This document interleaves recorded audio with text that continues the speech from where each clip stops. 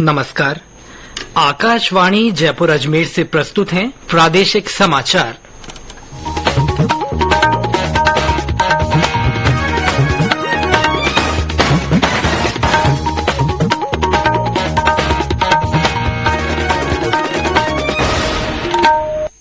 मुख्य समाचार।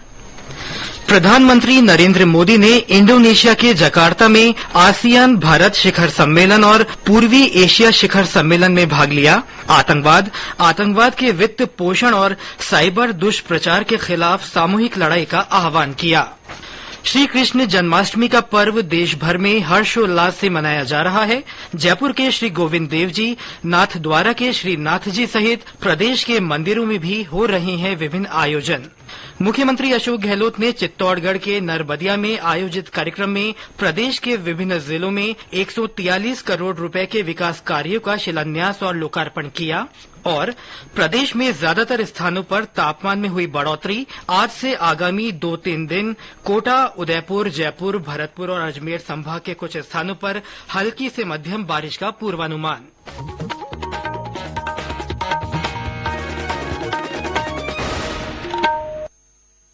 समाचारों के साथ मैं सिद्धार्थ जैन। और अब समाचार विस्तार से। प्रधानमंत्री नरेंद्र मोदी ने आज जकार्ता में आसियान भारत शिखर सम्मेलन और पूर्वी एशिया शिखर सम्मेलन में भाग लिया। वे आज सुबह इंडोनेशिया के जकार्ता पहुंचे थे। प्रधानमंत्री ने 20वें आसियान शिखर सम्मेलन को संबोधित करते हुए कहा कि भारत और आसियान साझेदारी अपने 4 दशक पूरे कर चुकी है। उन्होंने इंडोनेशिया के राष्ट्रपति जोको विदोदो को सम्मेलन की मेजबानी के लिए धन्यवाद दिया। प्रधानमंत्री ने कहा कि आसियान भारत की एक्ट ईस्ट पॉलिसी का केंद्रीय स्तंभ है और इसका भारत की हिंद प्रशांत नीति में महत्वपूर्ण स्थान है। इस अवसर पर जकार्ता में दिल्ली के तिमोरे लेस्ते में भारतीय दूतावास खोलने की घोषणा की गई। प्रधानमंत्री ने आसियान भागीदारों के साथ भारत के डिजिटल सार्वजनिक ढांचागत सुविधाओं को साझा करने की पेशकश की। हमारी हिस्ट्री और ज्योग्राफी भारत और आसियान को जोड़ते हैं। साथ ही साझा वैल्यूज, क्षेत्रीय एकता, शांति, समृद्धि और मल्टीपोलर वर्ल्ड में साझा विश्वास भी हमें आपस में जोड़ता है। आसियान भारत की एक्ट ईस्ट पॉलिसी का केंद्रीय स्तंभ है। भारत आसियान सेंट्रलिटी और इंडो पैसिफिक पर आसियान के आउटलुक का पूर्ण समर्थन करता है। भारत के इंडो पैसिफिक इनिशिएटिव में भी आसियान क्षेत्र का प्रमुख स्थान है। श्री मोदी ने कहा कि वसुधैव कुटुंबकम, एक पृथ्वी, एक परिवार, एक भविष्य की भावना भारत की G20 अध्यक्षता का मूल विषय भी है। उन्होंने कहा कि 21वीं सदी एशिया की सदी है और कोविड के बाद नियम आधारित व्यवस्था का निर्माण तथा मानव कल्याण के लिए संयुक्त प्रयास करना आवश्यक है। प्रधानमंत्री नरेंद्र मोदी ने डिजिटल बदलाव और वित्तीय संपर्क सुविधा में सहयोग पर ध्यान केंद्रित करते हुए डिजिटल भविष्य के लिए आसियान भारत कोष की घोषणा की। प्रधानमंत्री ने बहुपक्षीय मंचों पर ग्लोबल साउथ के सामने आने वाले मुद्दों को सामूहिक रूप से सामने रखने का भी आह्वान किया। श्री मोदी ने आतंकवाद के वित्त पोषण और साइबर दुष्प्रचार के खिलाफ सामूहिक लड़ाई का आह्वान किया। इसके बाद प्रधानमंत्री ने पूर्वी एशिया शिखर सम्मेलन में भी भाग लिया। इस शिखर सम्मेलन में मानव सशक्तिकरण को आगे बढ़ाने के लिए प्रमुख क्षेत्रों में घनिष्ठ सहयोग बढ़ाने पर सार्थक चर्चा हुई। इंडोनेशिया के सफल दौरे के बाद श्री मोदी स्वदेश के लिए रवाना हो गए हैं। भगवान श्री कृष्ण के जन्म दिवस के उपलक्ष्य में आज देश भर में जन्माष्टमी का त्योहार हर्षोल्लास के साथ मनाया जा रहा है। कृष्ण मंदिरों में सुबह से ही श्रद्धालुओं की भीड़ देखी जा रही है। उत्तर प्रदेश के मथुरा वृंदावन में भी कृष्ण जन्माष्टमी पारंपरिक श्रद्धा, धार्मिक उल्लास के साथ मनाई जा रही है। श्री कृष्ण जन्मभूमि और बांके बिहारी मंदिर में विशेष पूजा अर्चना की जा रही है। इस अवसर पर समूचे ब्रिज मंडल को रंग बिरंगी रोशनी से सुसज्जित किया गया है। राष्ट्रपति द्रौपदी मुर्मू, उपराष्ट्रपति जगदीप धनखड़, प्रधानमंत्री नरेंद्र मोदी, राज्यपाल कलराज मिश्र और मुख्यमंत्री अशोक गहलोत ने जन्माष्टमी के अवसर पर देशवासियों को शुभकामनाएं दी हैं। इधर प्रदेश में भी जन्माष्टमी का पर्व पारंपरिक श्रद्धा और धार्मिक उल्लास के साथ मनाया जा रहा है। राजधानी जयपुर में भी कृष्ण जन्माष्टमी का उत्साह नजर आ रहा है। प्रशासन ने यातायात व्यवस्था और सुरक्षा को लेकर विशेष इंतजाम किए हैं। चौड़ा रास्ता स्थित राधा दामोदर मंदिर में आज दोपहर 12 बजे भगवान श्री कृष्ण का जन्मोत्सव मनाया गया। मंत्रोच्चार के बीच भगवान का अभिषेक किया गया और नवीन पोशाक धारण करवाई गई। सैकड़ों वर्षों से परंपरानुसार राधा दामोदर मंदिर में भगवान कृष्ण का जन्मोत्सव दिन में ही मनाया जाता है।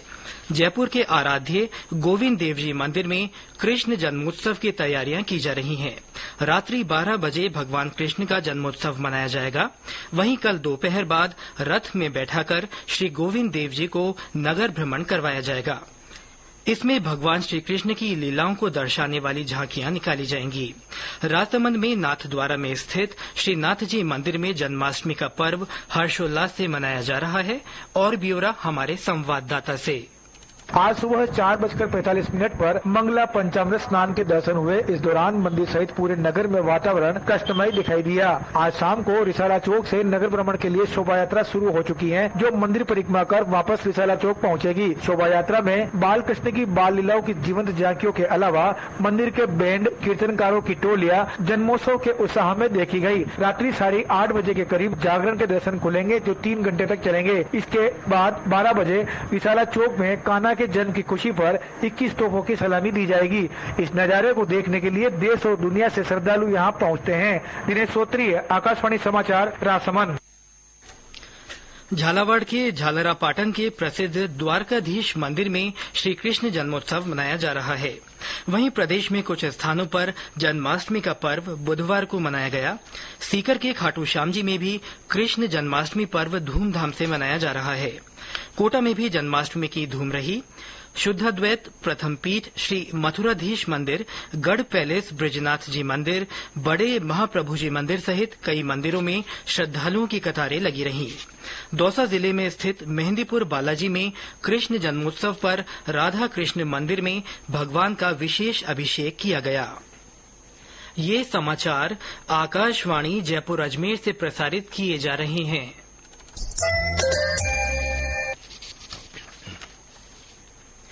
मुख्यमंत्री अशोक गहलोत आज चित्तौड़गढ़ के नरबदिया में आयोजित श्री अमरा भगत जी के 181वें जन्मोत्सव तथा चातुर्मास कार्यक्रम में शामिल हुए। इस अवसर पर उन्होंने सावनिया सेठ मंदिर परिसर में 35 करोड़ रुपए के विकास कार्यों का लोकार्पण किया। वहीं श्री गहलोत ने प्रदेश के विभिन्न जिलों में 143 करोड़ रुपए के विकास कार्यों का शिलान्यास और लोकार्पण भी किया। कार्यक्रम को संबोधित करते हुए श्री गहलोत ने कहा कि हमारे संत समाज ने सदियों से विश्व को शांति, सद्भाव और एकता का संदेश दिया है। इतने सारे संतों के एक साथ में दर्शन जाने का मुझे सवाल नहीं। आपके प्यार से, आपके स्नेह से, संत महात्माओं के और जो कुछ मुझे आशीर्वाद मिला है उससे मैं बहुत अभिभूत हूँ, ये मैं आपको कह सकता हूँ। आज भी संत महात्माओं सोच बहुत ऊंची है। हमारा मुल्क अनेकम एकता वाला मुल्क है। यहाँ पर सभी धर्म, सभी जाति, सभी वर्ग के लोग एक साथ रहते आए हैं। अलग अलग भाषाएं हैं, बोलियां हैं, हम बात करते हैं और पूरे विश्व के अंदर सभी शांति रहेगी, सद्भाव रहेगा। क्योंकि मार्ग हमें डॉक्टर सर्वपल्ली राधाकृष्णन ने बताया, गांधी जी ने बताया, सत्य का, अहिंसा का कोई मार्ग में सर्वश्रेष्ठ मार्ग है। इस बात का एहसास हम सब भारतवासियों को होना चाहिए। कार्यक्रम के दौरान मुख्यमंत्री ने पटवार मंडल सावा को उप तहसील बनाने, अनगढ़ बावजी मंदिर क्षेत्र परिसर में 25,000 वर्ग फीट का डोम बनाने तथा मंदिर तक पहुंचने के लिए सड़क का चौड़ाईकरण और लाइटनिंग के कार्य सावलिया सेठ मंदिर ट्रस्ट के माध्यम से कराए जाने की घोषणा की। इससे पहले श्री गहलोत ने श्री अमरा भगत की धूनी, अनगढ़ बावजी मंदिर में दर्शन कर प्रदेश की खुशहाली और मानव कल्याण के लिए प्रार्थना की। भारतीय जनता पार्टी ने राज्य की कांग्रेस सरकार पर पूर्ववर्ती सरकार के समय संचालित पशु बीमा योजना को जानबूझकर बंद करने का आरोप लगाया है। भाजपा के वरिष्ठ नेता राजेंद्र राठौड़ ने श्रीगंगानगर में परिवर्तन संकल्प यात्रा को लेकर आयोजित प्रेस वार्ता को संबोधित करते हुए कहा कि राज्य सरकार ने बजट घोषणा में पशुपालकों के 2-2 पशुओं का 40-40 हजार रूपये प्रति पशु बीमा करने के लिए 20 लाख पशुपालकों के लिए कामधेनु बीमा योजना की घोषणा की थी, जिसे आचार संहिता से 1 महीने पहले शुरू करके सरकार औपचारिकता कर रही है। श्री राठौड़ ने राज्य की कांग्रेस सरकार की कई घोषणाओं की चर्चा करते हुए उन पर सवाल उठाए। और अब मौसम। प्रदेश में ज्यादातर स्थानों पर तापमान में बढ़ोतरी हुई है। राज्य में अधिकांश स्थानों पर अधिकतम तापमान 36 से 40 डिग्री सेल्सियस के बीच बना हुआ है। झालावाड़ और बारां में आज हल्की से मध्यम बारिश दर्ज की गई। मौसम केंद्र जयपुर के अनुसार आज से अगले 2-3 दिन कोटा, उदयपुर, जयपुर, भरतपुर और अजमेर संभाग के कुछ भागों में हल्की से मध्यम बारिश होने की संभावना है। कल और परसों कोटा और उदयपुर संभाग में 1-2 स्थानों पर भारी बारिश होने के आसार हैं। बीकानेर और जोधपुर संभाग में आगामी 2-3 दिन सीमावर्ती क्षेत्रों को छोड़कर कुछ स्थानों पर हल्की बारिश होने का पूर्वानुमान है। अजमेर विकास प्राधिकरण प्रसिद्ध तीर्थ पुष्कर के घाटों के विकास पर 80 करोड़ रुपए खर्च करेगा। प्राधिकरण के सचिव ने बताया कि इसके तहत मुख्य रूप से घाटों पर पत्थर बदलने, लाइटिंग और फाउंटेन लगाने तथा स्टोन प्लेटिंग का कार्य किया जाएगा। इसके साथ ही घाटों पर महिलाओं के लिए चेंजिंग रूम भी बनाए जाएंगे। अंतर्राष्ट्रीय साक्षरता दिवस के अवसर पर राज्यपाल कलराज मिश्र ने प्रदेशवासियों से प्रत्येक व्यक्ति तक शिक्षा का उजियारा पहुंचाने के लिए संकल्पबद्ध होकर कार्य करने का आह्वान किया है। श्री मिश्र ने नई शिक्षा नीति के तहत बुनियादी साक्षरता, सतत शिक्षा, जीवन कौशल, व्यावसायिक कौशल सहित नव भारत साक्षरता कार्यक्रम के सभी लक्ष्यों को प्राप्त करने की आवश्यकता पर जोर दिया है। गौरतलब है कि हर साल 8 सितंबर को अंतर्राष्ट्रीय साक्षरता दिवस मनाया जाता है। और अंत में मुख्य समाचार एक बार फिर। प्रधानमंत्री नरेंद्र मोदी ने इंडोनेशिया के जकार्ता में आसियान भारत शिखर सम्मेलन और पूर्वी एशिया शिखर सम्मेलन में भाग लिया। उन्होंने आतंकवाद के वित्त पोषण और साइबर दुष्प्रचार के खिलाफ सामूहिक लड़ाई का आह्वान किया है। श्री कृष्ण जन्माष्टमी का पर्व देश भर में हर्षोल्लास से मनाया जा रहा है। जयपुर के श्री गोविंद देव जी, नाथद्वारा के श्री नाथ जी सहित प्रदेश के मंदिरों में भी विभिन्न आयोजन हो रहे हैं। मुख्यमंत्री अशोक गहलोत ने चित्तौड़गढ़ के नरबदिया में आयोजित कार्यक्रम में प्रदेश के विभिन्न जिलों में 143 करोड़ रुपए के विकास कार्यों का शिलान्यास और लोकार्पण किया। और प्रदेश में ज्यादातर स्थानों पर तापमान में बढ़ोतरी हुई है। आज से आगामी 2-3 दिन कोटा, उदयपुर, जयपुर, भरतपुर और अजमेर संभाग के कुछ स्थानों पर हल्की से मध्यम बारिश होने का पूर्वानुमान है। इसके साथ ही प्रादेशिक समाचार बुलेटिन समाप्त हुआ। नमस्कार।